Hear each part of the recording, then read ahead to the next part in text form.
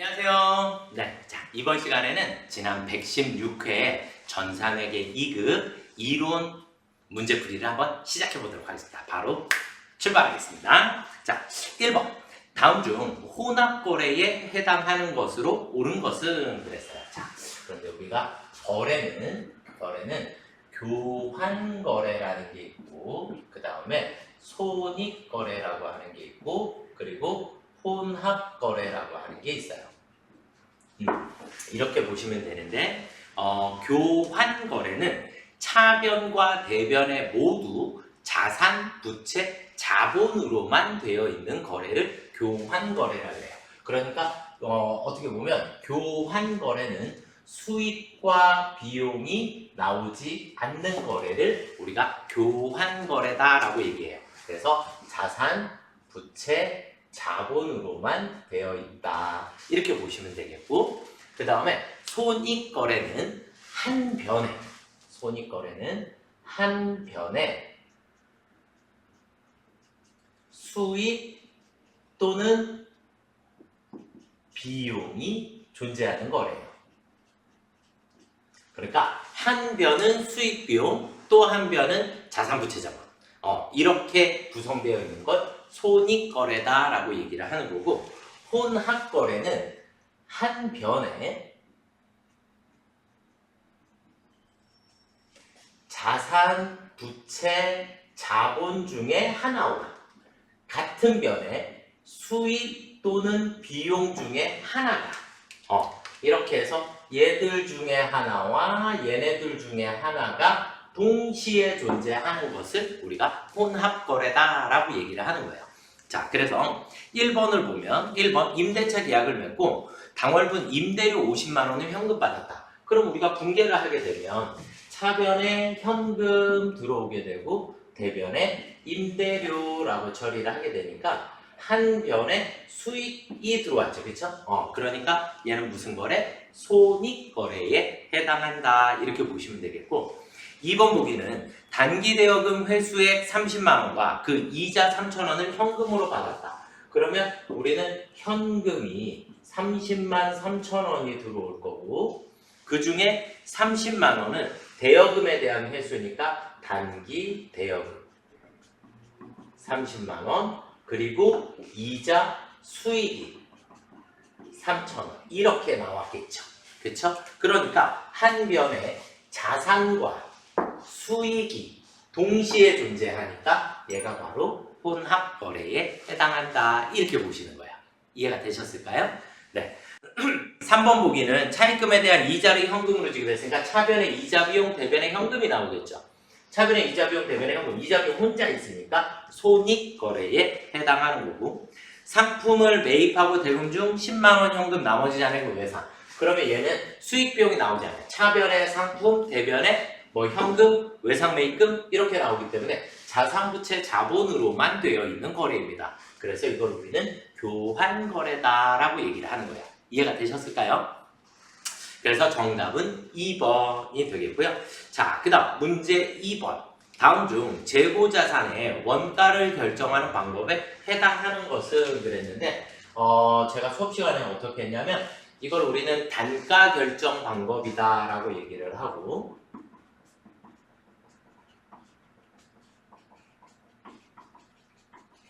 단가 결정 방법이라고 하고, 단가 결정 방법의 가장 정확한 방법은 개별법입니다. 개별법. 바코드를 이용해서 한 개당 가격이 딱딱딱딱 정해져 있는 이런 경우를 개별법이라고 하고, 나머지는 우리가 어떻게 배웠죠? 선, 이, 총, 후 이렇게 5가지의 방법이 있습니다. 그래서 개별법, 선입선출법, 이동평균법, 총평균법, 후입선출법 이렇게를 우리가 재고자산의 단가 결정 방법이다라고 얘기를 하게 돼요.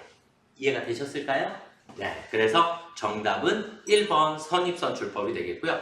정률법, 정액법, 생산량 비례법은 모두 유형자산의 감가상각 방법이에요. 이해가 되셨을까요? 네, 그래서 정답은 1번이 되겠고요. 자, 문제 3번. 다음 중 결산 재무상태표에 표시할 수 없는 계정 과목은 무엇인가 그랬는데, 자, 우리가 재무상태표에 재무상태표는 결산 보고서죠. 그쵸? 결산 보고서인데 여기에는 임시계정에 해당하는 가지급금,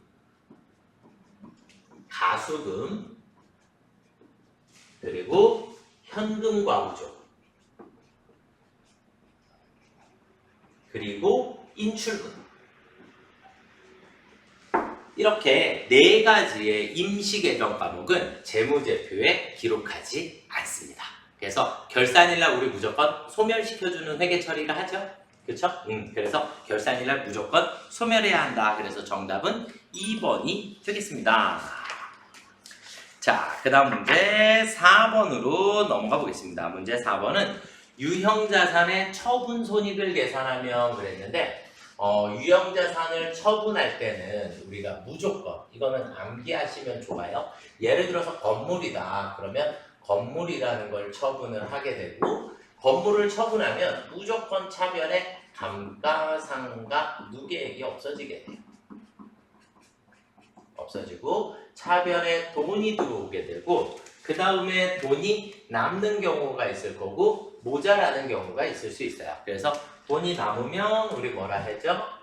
유형자산 처분이익이다 라고 얘기를 하고, 돈이 모자라면 우리는 차변에 유형자산 처분 손실이다 라고 얘기를 해요. 이렇게 보시면 되겠고, 중요한 건 뭐냐면 건물의 금액을 쓸 거예요. 얘는 무조건 취득 원가로 기록하도록 되어 있고요. 그 다음에 감가상각 누계액은 문제상에서 당연히 주어지게 됩니다. 자, 그러면 이제 여기다가 숫자를 하나씩 넣어볼까요? 취득가액은 1000만원, 1000만원 이라 했고, 그 다음에 감가상각 누계액은 800만원 이라 했고요. 처분가액은 500. 내가 받아야 하는 이 돈이 처분가액으로 들어와야 합니다. 처분가액. 그러면 처분가액은 우리가 500만원에 처분을 했으니까 처분이익이 300만원만큼이 생겼겠죠. 그렇죠? 이건 회계 1급에 올라가셔서도 너무 중요한 문제이기 때문에 이 문제 4번은 정확하게 이해를 하시고 유형자산 단원에서 다시 한번 우리 회계 1급 올라가셔서 정리를 한번 하시면 좋을 것 같습니다. 자, 그 다음 문제 5번으로 넘어가 보도록 하겠습니다. 문제 5번. 개인기업인 신나라 상사의 기초자본금이 20만원일 때 다음 자료를 통해 알 수 있는 당기순이익은 얼마인가 그랬는데, 우리는 회계 2급까지는 개인기업이에요. 그래서 개인기업의 자본금 계정을 암기를 하셔야 합니다. 자본금 계정을 암기를 하시면 되겠고, 자본금은 자본에 해당하니까 대변이 증가고 차변이 감소해요. 우리는 항상 증가변에 기초가 있고 감소변에 기말이 있어요. 여기에 기초가 있고 감소변에 항상 기말이 오더라. 이렇게 일단 이해하시면 되겠고, 자본금이 증가하려면 추가로 출자해야 하고 당기순 이익이 생겼을 때 자본금이 증가할 수 있게 되고요. 자본금을 인출하게 되거나 혹은 손실이 생기게 되면 우리 자본금은 마이너스가 생기겠죠. 이러고 양쪽의 합은 무조건 서로 같아야 한다. 이렇게 보시면 됩니다. 그래서 기초자본이 20만원이라고 우리가 문제상에서 주어졌고요. 자, 그 다음에 경영주의 소득세를 납부했대요. 회사 돈으로 경영주의 소득세는 인출금에 해당하죠. 그렇죠? 점주가 사용하는 돈 모두 인출금에 해당한다. 그리고 기말자본금이 35만원이더라. 추가 출자 금액이 4만원이 있더라. 이렇게 된 거죠. 그렇죠? 그러면 우리는 16만원만큼의 당기순이익입니다를 찾으실 수 있겠죠. 그렇죠? 그래서 정답은 2번이 되겠습니다. 이해가 되시죠? 이 회계 2급에서 또 이 자본금 계정 엄청 중요한 역할을 하게 됩니다. 그래서 이것도 암기를 조금 해주시면 좋을 것 같고요. 자, 그 다음에 문제 6번. 다음 본호물산의 거래 내역을 설명하는 계정 과목으로 가장 바르게 짝지어진 것은 공장 부지로 사용하기 위한 토지 구입 시 취득세. 우리 취득세는 어떻게 해요? 원가에 포함시켜주죠. 그렇죠? 네. 그 다음에 직원 급여 시 발생한 소득세 원천징수하면 우리 무조건 예수급 이라고 하는 거예요. 그렇죠? 그래서 2번이 공짜 정답이었습니다. 자, 그 다음 문제로 한번 넘어가 보도록 하겠습니다. 문제 7번. 다음 중 판매비와 관리비에 해당하지 않는 것은? 그랬어요. 판매비와 관리비에 해당하지 않는 것은? 그랬는데 문제 7번은 제가 영업의 비용을 외우시라 했어요. 그쵸?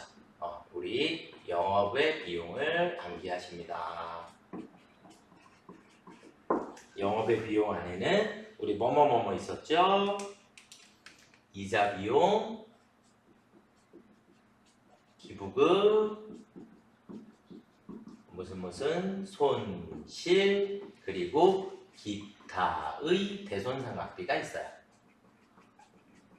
지금 이 문제도 회계 1급에 세무 2급까지 엄청 자주 출제가 되고 있는 문제이기 때문에 영업의 비용 자체를 무조건 암기를 하고 계셔야 합니다. 그래서 정답은 그냥 공짜 1번 이자 비용은 영업의 비용에 해당합니다. 이렇게 되어 있고, 자, 문제 8번으로 넘어가 볼게요. 다음 중 정상적인 영업 과정에서 판매를 목적으로 보유하고 있는 재고자산에 대한 예시로 옳은 것은? 그랬는데 판매를 목적으로 보유하고 있는 것을 우리는 상품, 제품, 그렇죠? 그래서 3번이 정답입니다. 그런데 나머지가 다 목적이 나왔죠. 홍보 목적, 접대 목적, 기부 목적. 그러니까 우리 기본적인 판매 목적이 아니다라고 보시면 되겠고, 그래서 3번이 정답이 되겠습니다. 자, 그다음 문제 9번. 다음은 자본적 지출과 수익적 지출의 예시이다. 빈 칸에 들어갈 말로 바르게 짝지어진 것은? 태풍에 파손된 유리 창문을 교체한 것은? 유리창 원래 있었던 거 깨지면 다시 교체하면 우리 이것을 수익적 지출이다 라고 얘기를 하고, 자동차 엔진 오일의 교체, 엔진 오일도 우리 수익적 지출이죠. 현재 상태를 유지하기 위해서 사용하는, 그래서 수익적 지출 해서 4번이 정답이 되겠고요. 자, 그 다음 10번으로 넘어가 보도록 하겠습니다. 다음과 같은 결합으로 이루어진 거래로 가장 옳은 것은? 부채가 감소하고 자산이 감소했다. 그럼 빚을 갚았다 라는 얘기가 되겠죠. 그러면 외상매입금을 보통 예금에서 지급하였다. 1번이 그냥 공짜 정답이 되겠네요. 그쵸? 우리 분계 다 할 줄 아니까, 그쵸? 기본적으로. 그래서 이렇게 보시면 되겠고, 2번은 전기요금 현금 지급했으니까 차변이 비용이 발생해야 되고, 그 다음에 거래처 대표 자녀의 결혼, 그러니까 이것도 기업 업무 추진비라고 하는 우리 비용이 발생해야 되고, 냉장고를 처분했으니까 자산이 나가고 돈이 들어오겠죠, 그렇죠? 자산의 증가, 자산의 감소 이렇게 생기게 됩니다. 1번이 정답이 되겠고요. 자, 다음 중 개정 과목의 분류가 다른 것은? 그랬어요. 예수금, 부채이죠. 미지급 들어가면 무조건 부채고, 선급 들어가면 무조건 자산이에요. 그러면 일단 3번이 정답이 되겠네요. 선수금도 부채에 해당하죠. 그렇죠? 그래서 자산 부채, 우리 구분하실 때 11번 문제는 우리 선급 비용, 선수수익, 미수수익, 미지급 비용,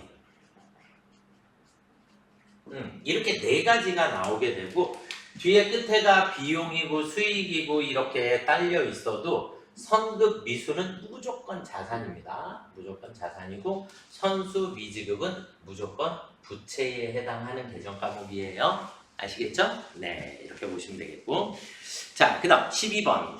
기간경과금 이자 수익이 단기에 입금되지 않았다. 단기에 입금되지 않았다. 여기다가 써볼까요? 입금이라는 얘기는 돈이 들어와야 한다. 맞죠? 돈이 들어와야 한다. 그런데 입금이 안 됐다. 그랬으니까 입금이 되지 않았다는 얘기는 돈을 받았어야 되는데 못 받았다. 그러니까 우리는 얘를 뭐라고 해요? 미수수익이다 라고 얘기를 하는 거죠. 그렇죠? 미수수익이다 라고 얘기를 하게 됩니다. 그럼 미수수익은 자산에 해당하죠. 그럼 자산이 생겼어야 되는데 안 생겼죠. 그렇죠? 회계 처리하지 않았다 그랬으니까 자산이 과소계산이 되게 됩니다. 미수수익은 짝꿍이 누구예요? 미수수익은 미수수익이니까 짝꿍이 수익이에요. 그러면 자산도 과소계산돼 있고 수익도 과소계산이 된 거예요. 이해가 되셨을까요? 네. 조금 더 나가면 자산이 과속, 수익도 과속. 그럼 수익이 과속 예상됐다는 얘기는 이익도 과속 예상되었다는 얘기랑 똑같아요. 당기순이익도 과속 예상되게 됩니다. 그래서 이 정도 이해하시면 좋을 것 같고요. 그래서 정답은 1번이 되겠고요. 13번 순매출액을 계산하면 그랬는데 우리가 여기서 이제 중요한 건 매입 시 운임은 원가에 포함시켜주죠. 그쵸? 근데 매출 시 운임은 어떻게 처리해요? 운반비라고 하는 비용으로 처리를 하게 됩니다. 그래서 매입했을 땐 항상 원가에 포함하지만 매출 시에는 추가 재비용들을 모두 다 비용 처리하게 됩니다. 그래서 매출 관련 부대 비용은 아예 지우고 시작하시는 거예요. 그래서 매출액 30만 원에서 환입 만 원을 빼주시게 되면 29만 원이 정답이 되겠습니다. 자, 그 다음 문제 14번으로 넘어가 볼까요? 다음의 내용이 설명하는 개정 과목으로 올바른 것은 기간이 경과되어 보험료, 이자, 임차료 등의 비용이 발생하였으나 그랬어요. 그래서 우리가 14번은 비용이 뭐 했다고요? 발생하였으나 약정된 지급일이 되지 않아 지급이 되지 아니한 금액에 사용하는 개정 과목. 그러면 비용이 발생했어요. 비용이 발생 무슨 변? 차변이죠. 그렇죠? 비용의 발생은 차변에 생겨야 하고. 그렇죠? 비용이 발생했는데 돈을 줬다 안 줬다? 안 줬다. 그러면 우리는 미지급이다 라고 얘기를 하는 거죠. 미지급 비용이 생겨야 하는 거예요. 미지급 비용이라고 하는 부채 여기에 있어요. 얘랑 지금 또 똑같은 거예요. 그러니까 미지급 비용은 차변 짝꿍이 비용이죠. 비용. 차변의 비용, 대변의 미지급 비용. 이렇게 되는 거죠. 그래서 3번이 정답이 되겠습니다. 자, 문제 15번. 다음의 자료를 바탕으로 현금 및 현금성 자산의 금액을 계산하면 얼마인가 그랬는데 우리 현금 및 현금성 자산은 각종 수표들 다 현금이라 그랬고 우리 일단 적어볼까요? 자, 우리 현금 및 현금성 자산.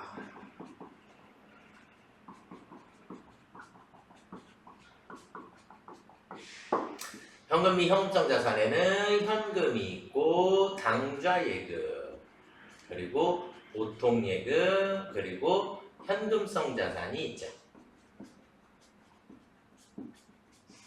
이렇게가 있고 자 그러면 보통예금 당좌예금은 당연히 현금이 맞고요. 그쵸?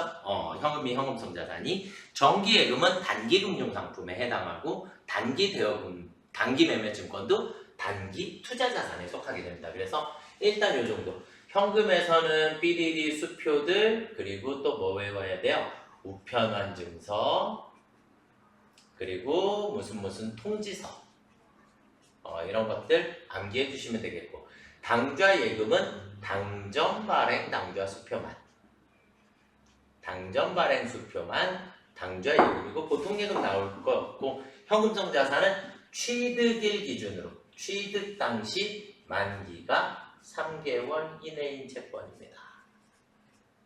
이해가 되셨을까요? 그래서 지금은 보통예금, 당좌예금 두 개만 더해주시면 되니까 120만 원 1번이 정답이 되겠죠. 이해가 되셨을까요?